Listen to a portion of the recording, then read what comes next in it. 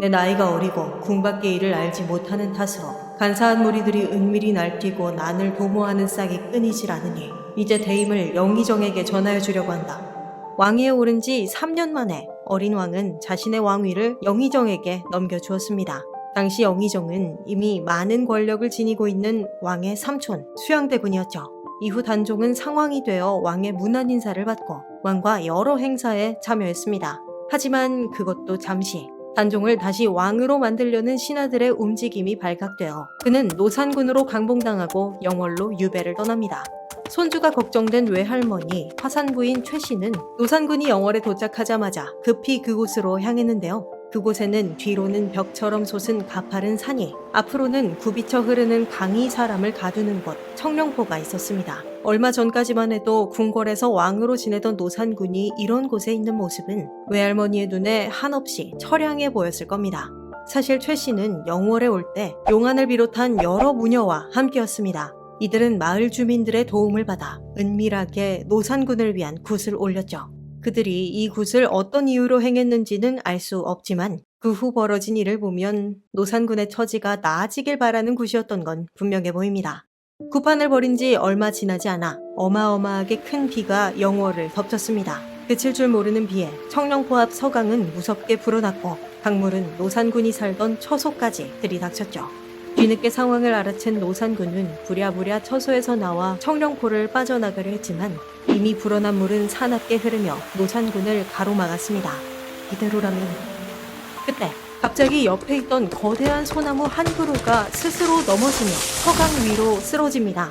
꺾인 소나무는 마치 누군가가 노산군을 위해 놓아준 다리 같았죠. 하지만 때는 한밤중 칠흑 같은 어둠 속에서 나무 하나만 믿고 물을 건너는 건 바로 그 순간 이번에는 하늘에서 번개가 내리치기 시작합니다. 한 번, 두 번, 세 번. 쉴 새 없이 내리치는 번개는 등불처럼 노산군 일행을 밝혀주었고 그 덕에 이들은 무사히 청령포를 빠져나올 수 있었습니다. 화산부인과 무녀들이 올린 굿이 정말로 효험이 있었던 걸까요? 홍수를 계기로 노산군은 청령포를 떠나 영월 읍내에 있는 동원, 관풍원으로 거처를 옮깁니다. 이곳에서의 생활에 대해 알려진 건 거의 없지만 아마도 청령포 시절보다는 나았을 겁니다. 강과 산으로 둘러싸인 청령포와 달리 관풍원은 많은 사람들이 오가는 곳이니까요. 이곳에서 노산군은 꿈에서 본 적 있는 저를 발견해 이름을 지어주고 백성들은 그에게 음식을 올리며 그를 존중했습니다. 그렇게 평안한 한때를 보내는 것도 잠시 관풍원으로 서울에서 보낸 약사발이 내려옵니다. 그건 당연하게도 노산군을 죽이기 위한 왕의 사약이었죠.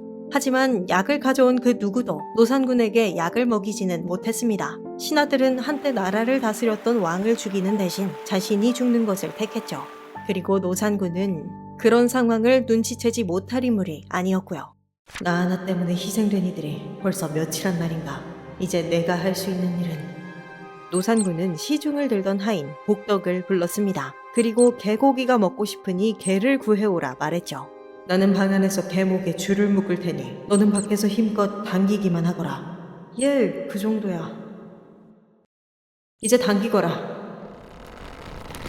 됐습니까? 개가 죽었습니까?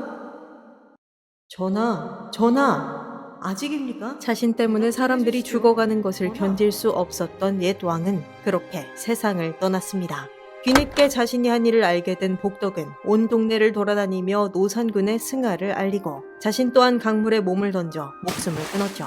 노산군의 사망 소식이 조정에 전해지자 세조는 노산군의 시체에 손을 대는 자의 3족을 멸하겠다 엄포를 놓았습니다. 당연히 이 어명을 어길 만큼 용기 있는 사람은 없었죠. 딱 한 사람, 어문도만 빼고요. 대왕님의 옥체는 내가 거두겠소.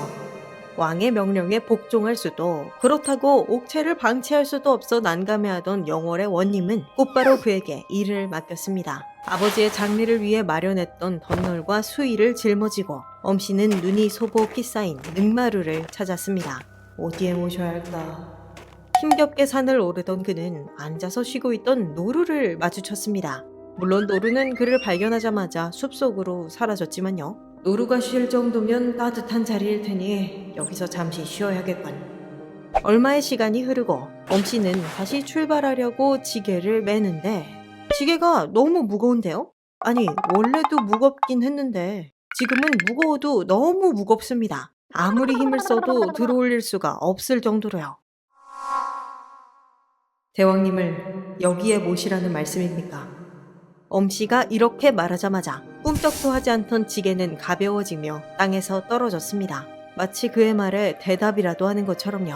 엄씨는 쌓인 눈을 헤치고 없는 흙을 들어모아 노산군의 시체를 매장했고 일을 마치자마자 서둘러 그곳을 떠났습니다. 어명을 어긴 죄가 얼마나 무거운지 그는 아주 잘 알고 있었으니까요. 그로부터 아주 오랜 시간이 흘렀습니다. 그 사이 조선의 왕은 수없이 바뀌었고 군이었던 영월은 도호부로 승격되었죠.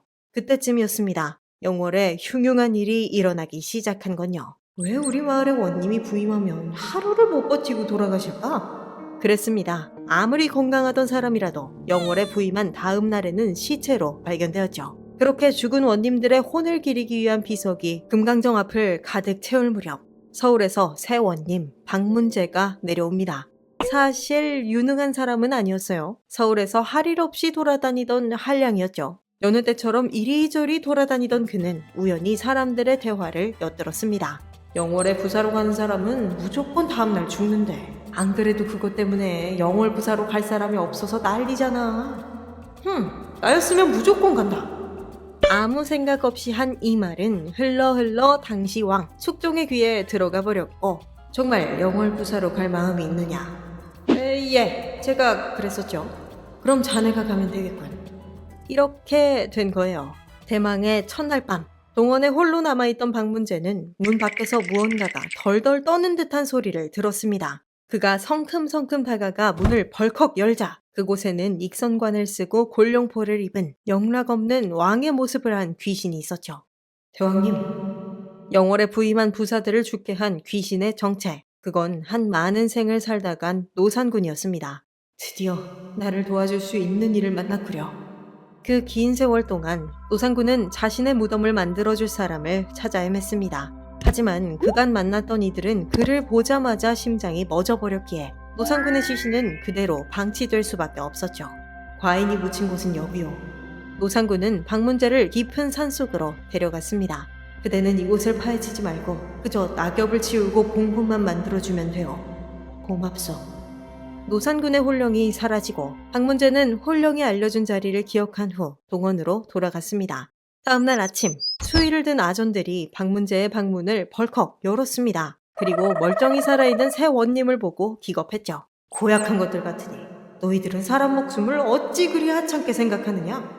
아전들에게 자초지종을 설명한 박문재는 어제 갔던 그곳에 노산군을 위한 봉분을 만들었습니다. 이후 박문재는 원님으로서 영월을 잘 다스렸고요. 그 옛날에 노산군을 감회장해준 사람 엄흥도의 이야기를 조정해 보고했습니다. 그 덕에 몇백 년 전 역적이 될 위험을 감수했던 엄씨는 비로소 충신으로 인정받게 되었답니다. 노산군이 영월로 유배되어 외롭게 지내던 시절 추익한이라는 관리가 그를 정성스럽게 보살폈습니다. 산에서 머루를 따 진상하고 그 핑계로 노산군의 처소를 찾아 문안 인사도 했죠. 그날도 평소처럼 산머루를 따 노산군에게 가는 길이었는데 계사폭포에 이르렀을 때쯤 노산군을 만났습니다. 전하, 어디로 행차하십니까? 태백산으로 가는 길이요. 그렇구나. 근데 익선관이랑 골룡포를 어디서 구하셨지?